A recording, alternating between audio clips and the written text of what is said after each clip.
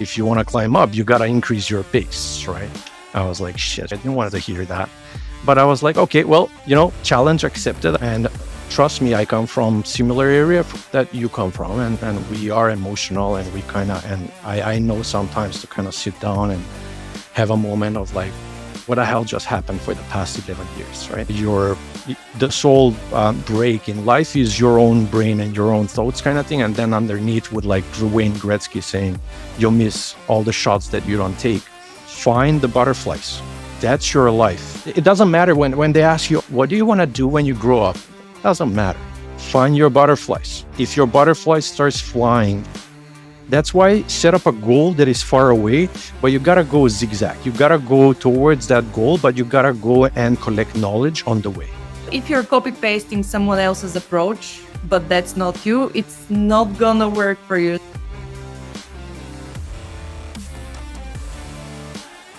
Hi everyone, welcome to WFM Unfiltered. Today we're going to a lot of places. First of all, we're gonna be going to Toronto, but maybe coming from Macedonia through Serbia, through Bulgaria, and finally ending up with Canada. But we're having a great guest, one that have achieved so much, and I cannot wait to speak with. So, Nenad, take me away on your journey. Thank you. I'm so happy that I'm here. I'm very stressed and nervous and excited at the same time. I was born in Macedonia. I lived and I was raised in a Yugoslavia country. 1991, it separated. Finished my school there. That was 2007 with a degree in finance and financial analysis. Had some tough and rough start of my career there, I would say, but I learned a lot of what I should not do and what I should actually stick to, which is now what is defining me in the current kind of scenario where I am, which is like 11 years ago, I came to live in Canada, in GTA, Toronto area, and currently working for one of the largest North American banks, TD Bank. Love my badge. Thank you for the food. And yeah, I'm working. I started 11 years ago. I started my career basically from the bottom. I have one of the vice presidents here that I kind of very much appreciate, and I love his brain. He cares. He's always usually having that shirt saying "started from the bottom." So I actually started from the bottom. Started from a contact center, which was taking calls for business in the business area. Was growing in the contact center at that time in Rogers Communications. Was growing in several roles. Ended up in like escalations, retentions, business management office, and something was missing. Something was, how do I say? My brain was not fully occupied. My brain was like eager to be, more like absorbed.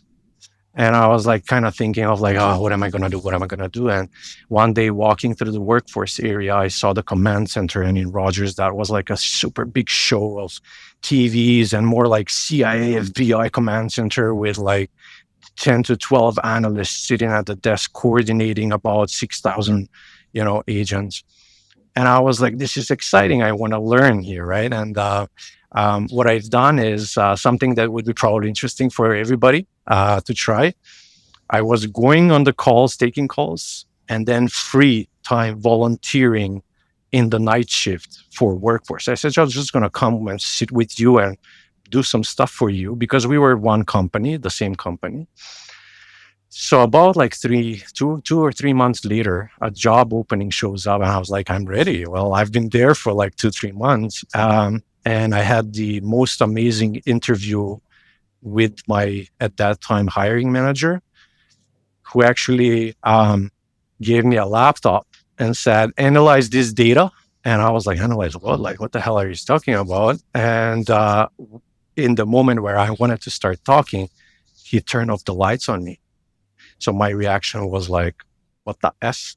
And he turned on the light saying, you passed the test, because he was like, I need somebody in the command center who understands what is, crisis, reacts to not normal stuff and has the natural reaction of like, what the F is that, right? And takes action after that to address, or you're not lethargic to kind of move on. So that was an amazing interview that opened my mind of like, oh my god, I'm going in an area where I will have to think on dozen, like 30 things at the same time. So started my career in command center in Rogers, been there for about 3 years. Expanded in the second half of that portion. I expanded more in short-term planning, which is like weekly planning and whatnot, and a little bit more of like vendor management. And then got the opportunity to come and work for one of the largest bank in North America as a long-term forecaster. I took on a heavy bite, which was U.S. markets, and oh, what a ride I had there! The best years of my career. I had it in the U.S. contact center for TD Bank with such an amazing leadership and people that will hear any crazy idea and creative idea. And I was hungry and I was full of ideas, kind of thing. And I will tell you more about that experience. And then after the forecasting, where I had such a great success, I went to my original new hire that turned off the lights for me. And by the way, this is something that is really common in North America. You have like mentors, and they're more like your friends, but mentors, and doesn't need to be higher on the ladder than you, but kind of like your network area where you're safe to mentor and to basically tell them anything and everything. And anyways, long story short, I went to him and I said, like, how do I climb up if my base is small? How do I tackle that pyramid, right? And he's like, well, you just said it. If you want to climb up, you got to increase your base, right? I was like, shit, fuck, I didn't want to hear that.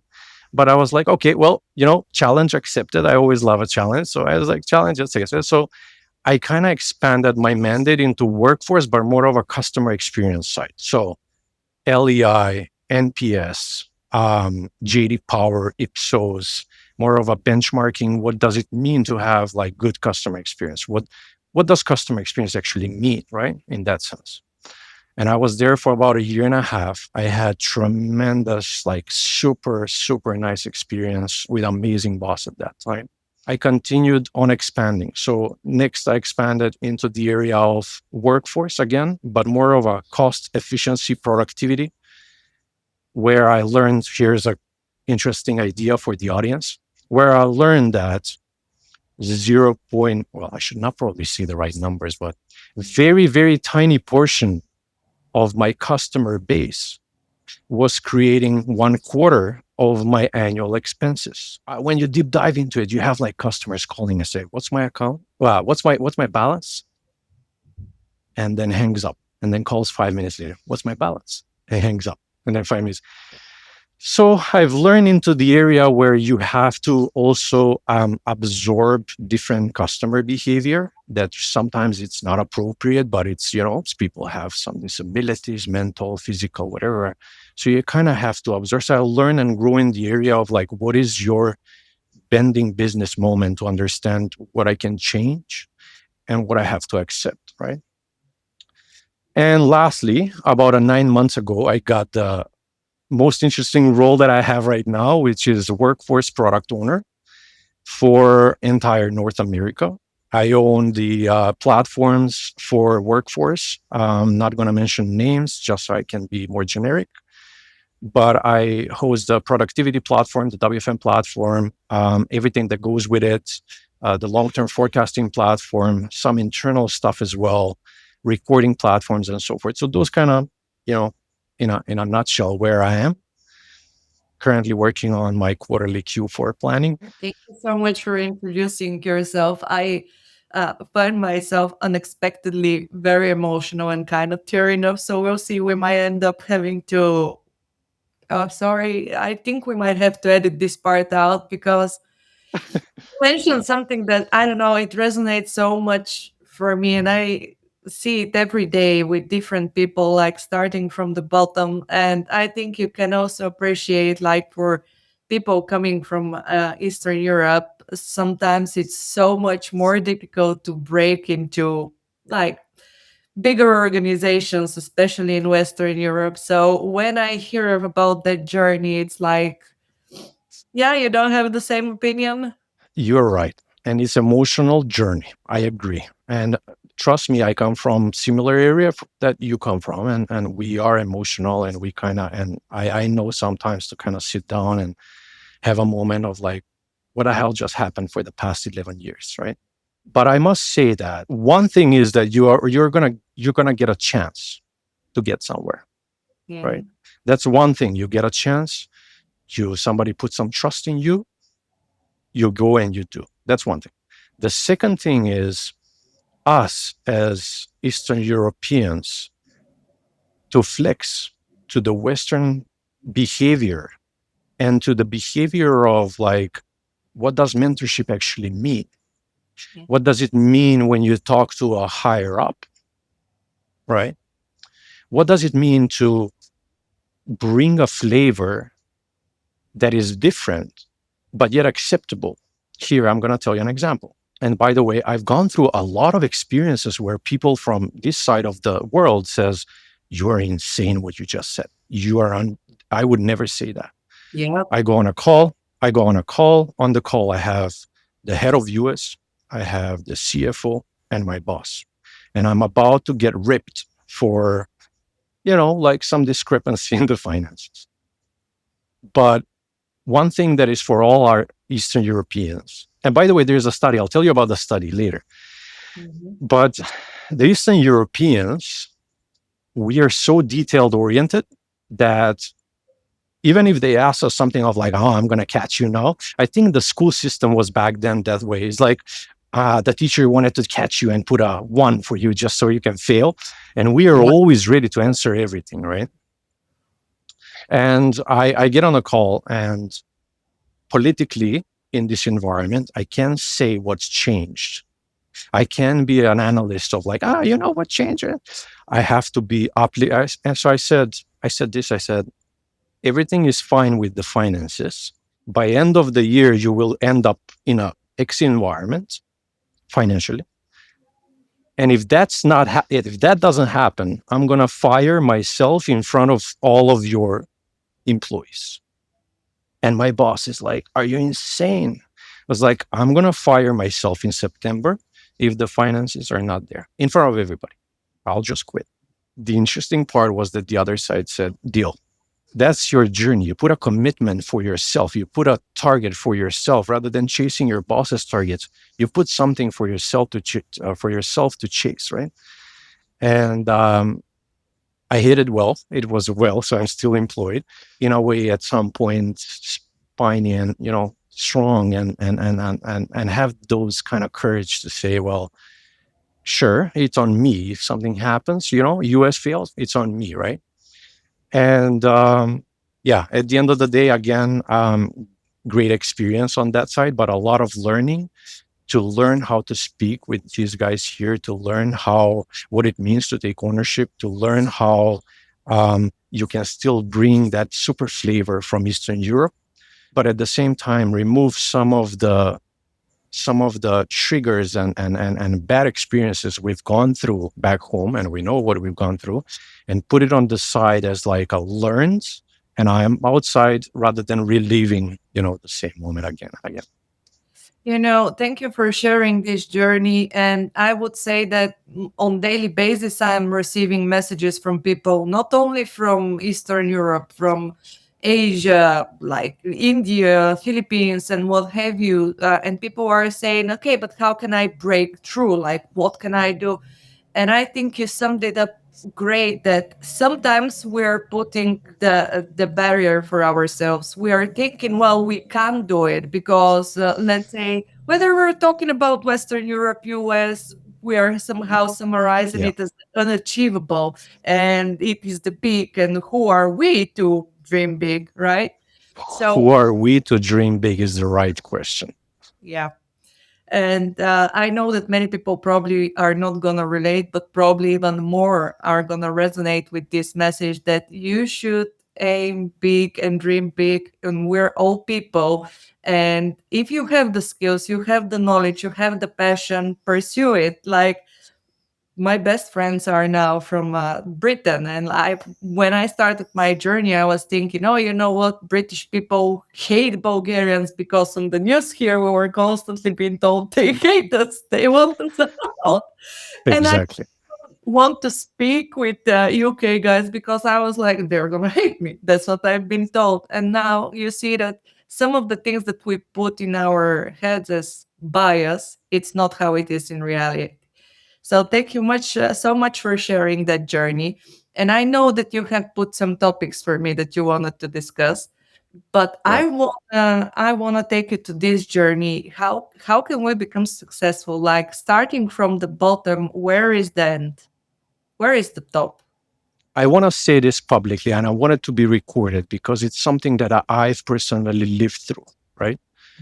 Not sure if everybody in a lifetime will have similar experience. We usually think that we are unique and only this happens to me, but it's actually we are similar journeys and we go through the life with like, similar opportunity and similar challenges, right? I think it was 2011 or 12, where I was like projecting. I was like, my mind has so much to offer, and there is no place to give this. And I was projecting, and I was basically walking through the Google Maps because I applied for the documents and I was just waiting for like 40 years. But I was walking through the streets of Toronto and I was like dreaming alone by myself. I was like currently, and I can show you. I work. I've shown you, but I work in one of the largest financial centers. But I was dreaming to be there.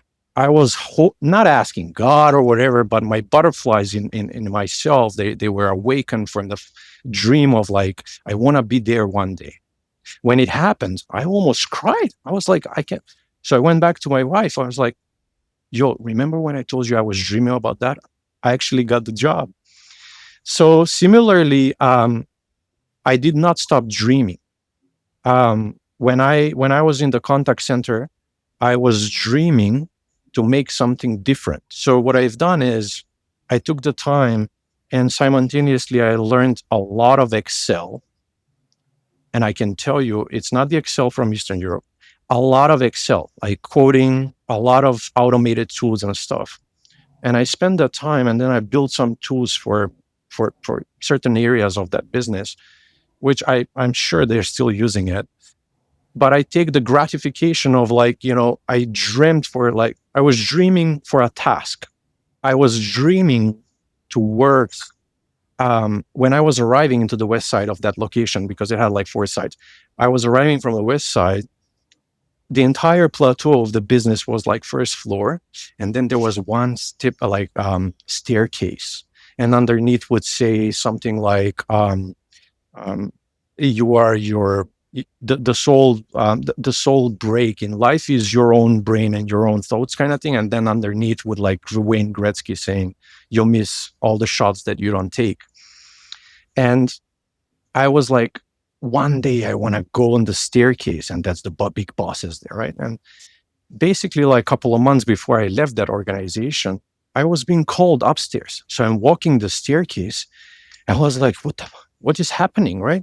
Your dream is coming, right? But what I'm trying to say is like, put a goal for yourself that is unbelievable. Similar to Jim Carrey, like write yourself a check of $10 million. Put yourself a goal that is unbelievable. Even though you're in Eastern Europe or you're somewhere else, you're in the UK, you're in Asia, doesn't matter. Find the butterflies. Where the butterflies are, that's your life. It doesn't matter when they ask you, oh, what do you want to do when you grow up? It doesn't matter. Find your butterflies. If your butterfly starts flying for that thing, for workforce, for finance, for driving be a racer, whatever the case might be, follow the butterflies, right? And then 2019, I met a person in that organization and I said, so he's like, oh, like, like those kind of a men talk of like, oh, you're the big boss now. And I was like, in 12 years, I'm going to be a vice president. And then everybody started laughing. It's a crazy goal. It's insane goal. And I acknowledge it's insane goal. But even right now, saying it to you, my butterflies still are there. It's going to happen today? No. Maybe in 10 years? Sure. We'll see. Maybe in 20. I'm getting there. That's my journey. That's my butterflies, right? And specifically in the area of workforce. Now, when you see your journey, it's never linear. That's why set up a goal that is far away, but you gotta go zigzag. You gotta go towards that goal, but you gotta go and collect knowledge on the way. This is very interesting because nobody can become a director like back home. They became like back home in Macedonia. You have like directors that is like first time experience. They've never worked before. We, First time experience direct. Like here in this society, you have to have a large base, right? Because when you go up, you have to manage such a large structure. My company has 100,000 employees. It's such a massive structure. It's unbelievable. Like if somebody listens to me from Macedonia, they will be like, that's a 3 cities, right? But here it's normal. A lot of people, a lot of big structure. And if you want to go up, you gotta know a lot, right? From the foundation. So don't aim the next step. Don't aim the next step. Set yourself a goal. And I say this is just set yourself like, how do I see Nanad the day of retirement? What would make me happy to sign the retirement papers and say I did it? And yeah, that's the goal. That's the butterflies. That's my way. Again, it's not probably not the right way, but this is the way I follow, and it's been serving me well. I think this is exactly the right way because what I really like in your explanations, and especially if I bring you back to the operational part of going during the late shifts and sitting next to the WFM team, is create opportunities. And I think that a lot of people are just doing their tasks and are anticipating when am I going to get promoted because I do my job so well. Well, many people do their jobs very well, but that's not necessary to be promoted to the next step because of that. It's that extra thing that you're doing on top, and collecting that knowledge, collecting these skills are essentially what's driving you forward and upward. And I really like that you said that the path is not like linear, like you don't go this way. And I think many people are actually discouraged. Even I was discouraged in the beginning of my career because I was expecting the ladder, right, to be that linear. And then I Yeah, realized that, oh, if I go sideways and then I collect that knowledge, so I'm bringing something more to the table, so then I can go there. And this is such exactly. great advice. But I want to ask you, from starting from the bottom, how do we go with the seat on the table then? How do we earn that?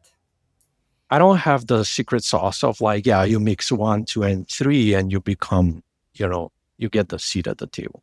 It's a lot of, I would say, a lot of hard work. I have a friend. Actually, right now we are probably closest friends, I would say. Um, and I was like, aggravated, new to Canada, and saying like, I'm not getting the chance. What is this? And then he is currently chief operating officer, and he says, well, you have a line on the chart, right? On the chart Y, you Mhm. have a line that is the opportunities. And then you have a line of getting yourself ready, getting yourself be prepared to accept that opportunity with knowledge and so forth. You don't need to know 100% of your next job, right? But you have to know at least 70%. You have to have some foundation. Nobody wants to invest in an empty space with foundations. So he's like, as soon as those touch, they will accept you. There's no other way, right? And this is very interesting because I learned that the hard work that is precisely pressured in the right area will earn you the fastest seat at the table. So let me explain it again. I'm known here to be very unusual, right? For example, Everybody gets on a call. Somebody's working from home at the desk. Mhm. Somebody's working in the office at the desk. By the way, on the call, I'm talking like, the hierarchy of the highest folks, let's say from the organization, from workforce, vice presidents, SVPs, and so forth. So one person comes up like that, another person comes out from the office. I show up on a bike. I'm biking. Behind me is the sky. I'm biking with a helmet on and I'm talking. Is it a risky move? Sure. If you end up on somebody, yeah, it's a risky move. But am I ready to answer all the questions and is my job done? Yes, my job is done and I'm ready to answer all the questions. But that way you become unique because then I say, how do I make, how do I add on top of my job responsibilities a flavor of let's all be healthy. Let's all spend some time focusing on us, right? While some of my other colleagues that were more of like sitting 15 hours in front of the Excel and punching 2 plus 2 is 4, 4 plus 4 is 8, and just looking at the demand, the HTO, the forecast is not accurate. I forgot about that piece. And I said, I'm just going to have fun. So I'm going to spend 70 to 80% of my day talking with people, talking with executives, talking with my level of people, like at that time, talking with even lower levels, booking coffee chats with agents, booking coffee chats with team managers. And just I would go on a trail and I would like jog. Hey, how are you? Yeah, okay, tell me about your job. And I would learn and collect and collect and collect knowledge. But you have to know, like, there's a lot of noise and complaints. So you remove the noise, it's the raw thing that you have to do. And then at the end, I would come home or whatever, I'm home. And then I would sit down and punch the numbers. Tick, tick, tick, tick, tick. My job is done. And slowly you sit on the table because you understand how you can maneuver from being in the weeds with the agents. And then in the next meeting, you skyrocket on top with the head of the country and talking on strategy next year or the year after that.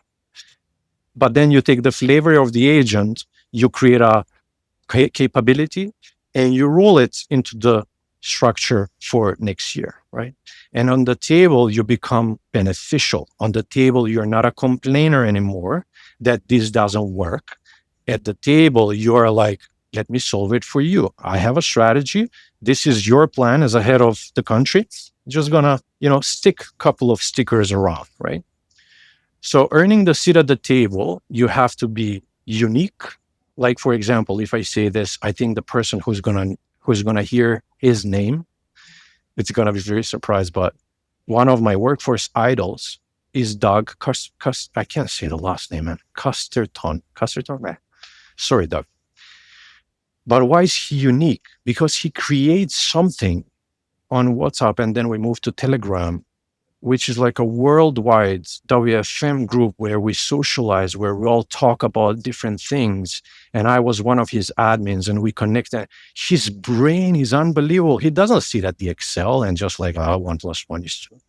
But he spends the time bringing value around the area of the workforce world, right? I think it's very important to have that mindset. Sitting at the desk will not earn you another desk.